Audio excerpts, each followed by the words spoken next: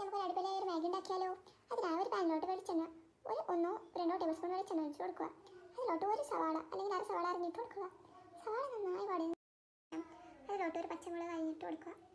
പച്ചമുളക് ഒരു 1-2 minute fry ചെയ്ത് അതിലോട്ട് ഒരു തക്കാളി അല്ലെങ്കിൽ അര തക്കാളി ഇട്ട് കൊടുക്കുക.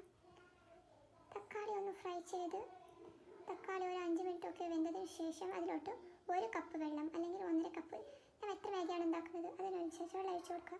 അതിലോട്ട് മാഗി ഇട്ട് കൊടുക്കുക. ഞാനിവിടെ മൂന്ന് മാഗിയാണ് ഇട്ട് കൊടുക്കുന്നത്. അതിലോട്ട് മാഗിയൊക്കെ മിക്സ് ചെയ്ത് അതിലോട്ട് മാഗി മസാല ഇട്ട് കൊടുക്കുക.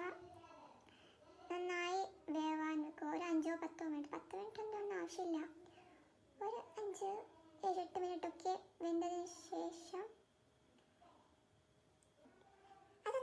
ശേഷം അതിലേക്ക് കുറച്ച് മല്ലിയില അരിഞ്ഞിട്ട് കൊടുക്കുക. അത് നന്നായി ഒന്ന് മിക്സ് ചെയ്ത് ഒന്ന് കെട്ടിയിട്ട് കൊടുത്താൽ